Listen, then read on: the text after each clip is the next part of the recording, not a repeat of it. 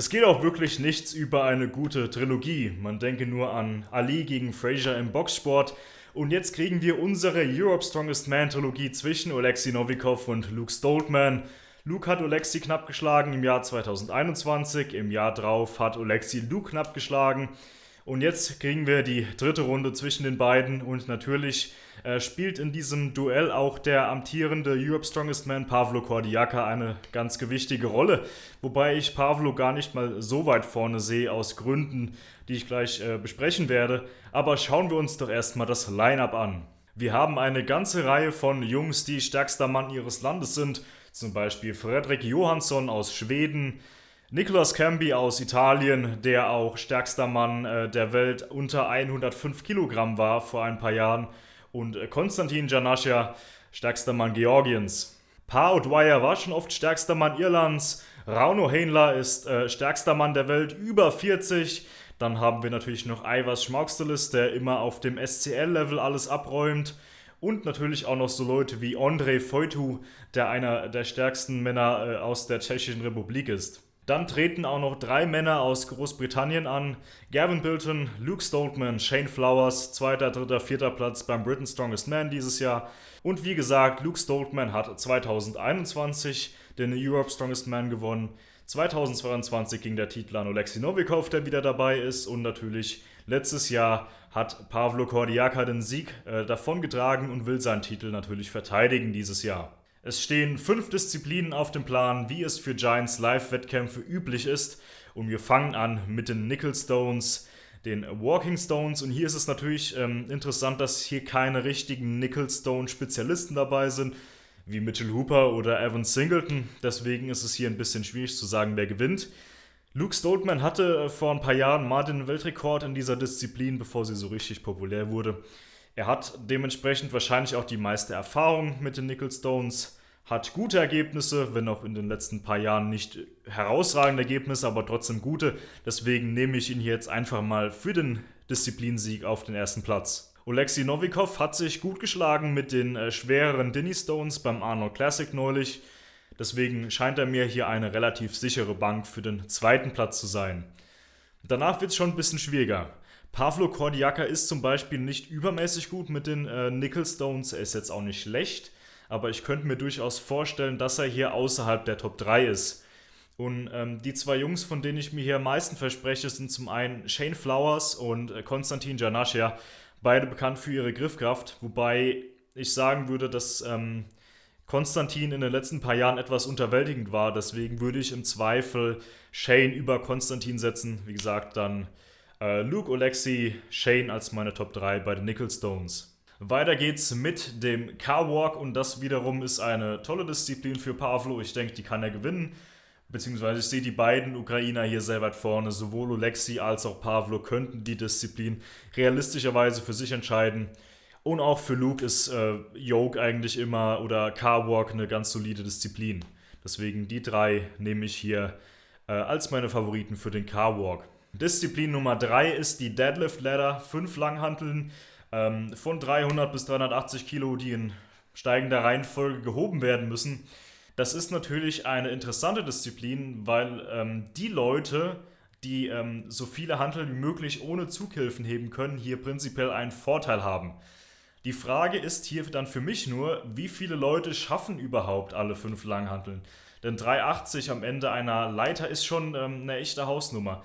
Und der Grund, warum ich hier Rauno auf den ersten Platz setze, ist, dass ich davon ausgehe, dass er zumindest alles schaffen wird. Vielleicht sogar der Einzige ist, der alles schaffen wird. Dementsprechend halte ich es auch für relativ egal, dass Rauno relativ langsam ist. Er wird wahrscheinlich für jeden Lift die Zughilfen nehmen. Aber ehrlich gesagt, ich kann mir nicht vorstellen, dass Rauno hier außerhalb der Top 3 ist. Erster Platz ist zumindest nicht unwahrscheinlich. Den zweiten Platz vergebe ich an Shane Flowers. Guter Kreuzheber, hat man gesehen beim Britain's Strongest Man. Und was hier prinzipiell vielleicht sogar noch interessanter ist, dass er, wie gesagt, für seine Griffkraft bekannt ist. Das heißt, wenn er jetzt zum Beispiel die ersten 3 Langhanteln Raw hebt und die letzten 2 mit Zughilfen, dann gibt ihm das einen zeitlichen Vorteil gegenüber den Leuten, die zum Beispiel für 3 oder 4 Langhanteln die Zughilfen nehmen müssen. Und so ein Fall ist für mich zum Beispiel Oleksiy Novikov, den setze ich jetzt hier mal auf den dritten Platz. Sein Deadlift sah gut aus beim Arnold Classic. Er ist ja auch bekannt dafür, dass er aus einem Anzug immer noch ein gutes Stück rausholt. Deswegen 4 Langhanteln halte ich auf jeden Fall realistisch für Alexi, wenn nicht sogar 5. Und ja, vielleicht nicht die schnellste Zeit, aber auf jeden Fall eine gute Zeit für ihn. Dann geht es weiter mit Disziplin Nummer 4, der Viking Press. Und Kreuzheben war natürlich jetzt keine gute Disziplin für Pavlo, aber die Viking Press ist auch wieder so ein Event, von dem ich glaube, dass er es gewinnen kann. Es gibt ein paar Leute, die hier auf einem relativ ähnlichen Niveau sind. Luke Stoltman darf man natürlich nicht unterschätzen, wenn es an Überkopfdisziplin geht. Ich denke, das sind meine Top 2. Basierend auf dem, was ich gesehen habe in der Royal Albert Hall letztes Jahr in London, würde ich sagen, dass Pavlo hier etwas vorne liegt gegenüber Luke. Danach wird es ein bisschen offener. Ich würde sogar sagen, Ondrej Fojtu hat ganz gute Chancen auf eine ordentliche Platzierung hier. Sehr starker Loglifter, über 200 Kilo. Prinzipiell ist auch Oleksiy nicht schlecht bei der Viking Press, aber seine Überkopfkraft sah nicht übermäßig toll aus in den letzten paar Wettkämpfen. Deswegen denke ich, dass er hier nicht ganz vorne mitspielen wird. Also ich sage jetzt einfach mal Pavlo, Luke, Ondrej. Und dann haben wir natürlich wieder die Atlas Stones, wie bei fast jedem Giants Live-Wettkampf. Letztes Jahr hatte Aivas die Atlas Stones gewonnen. Davon gehe ich dieses Jahr nicht aus, denn es gibt ein paar Stonelifter hier, die dann doch ein bisschen vor Aivas sind, meiner Meinung nach. Zum Beispiel Luke, Shane, auch Oleksiy, der letztes Jahr ein kleines Malheur hatte bei den Stones, wo so kleine Stückchen rausgebrochen sind aus den Stones, oder er dann keinen guten Griff um den Stein rumbekommen hatte. Auch Oleksiy ist, wenn er in Form ist, sehr, sehr schnell bei diesen Giants Live Stones. Gavin Bilton ist ein Kandidat für eine gute Platzierung bei Stones normalerweise. Das Problem bei Gavin ist einfach, dass er beim Arnold UK vor ein paar Wochen wirklich nicht gut aussah. Ich denke nicht, dass er jetzt rechtzeitig für den Europe Strongest Man in Form ist. Ich könnte mir durchaus vorstellen, dass er sich nach ein paar Disziplinen vom Wettkampf zurückzieht, um sich ein bisschen zu schonen für den WSM. Deswegen habe ich Gavin hier jetzt mal ein bisschen ausgeklammert für diese Betrachtung. Ich würde sagen, meine Top 3 für die Stones, Shane, Luke, Oleksiy, potenziell auch so jemand wie Pavlo oder Aivas. Kann alles passieren. Sind wir auch schon wieder beim Fazit angelangt und ich gebe euch wie immer meine Top 5. Meiner bescheidenen Meinung nach gibt es hier 3 Stufen von Athleten bei diesem Wettkampf. Stufe 1 sind für mich Oleksiy und Luke. Das sind, wie ich finde, die klaren Favoriten. Und wenn Oleksiy in Form ist, wenn er gesund ist, was möglicherweise nicht der Fall ist, er hatte Bizepsprobleme in letzter Zeit, dann denke ich, dass einer von den beiden das Rennen macht.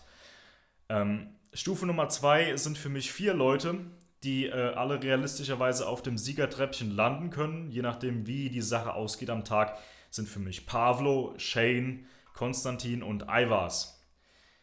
Es ist vielleicht ein bisschen kontrovers, dass ich den amtierenden Europe Strongest Man jetzt nicht unter den Top 3 sehe, aber ich würde tatsächlich Shane einen ganz minimalen Vorzug geben gegenüber Pavlo, weil ich ihn bei den Atlas Stones, beim Deadlift und vermutlich auch bei den Nickel Stones weiter vorne sehe. Es ist jetzt nicht undenkbar, dass Pavlo ihn trotzdem schlägt, aber wie gesagt, Shane für mich jemand, der auf jeden Fall unter den Top 3 landen kann. Aivas ist immer konstant, den setze ich jetzt in diesem Fall auf den 5. Platz hinter Shane und Pavlo. Aber ich denke jetzt auch nicht, dass Aivas die wirklich herausragenden Disziplinen hier hat, wo er wirklich gute Punkte einsammeln kann. Und auf den, ja, ich nenne ihn jetzt einfach mal noch für den 6. Platz, Konstantin Janascha. Wenn er in Form ist, ist er ein sehr gefährlicher Athlet. Gerade auch diese Disziplinen, die sind sehr gut für ihn. Seine Performance beim Europe Strongest Man letztes Jahr war leider für seine Verhältnisse schwach.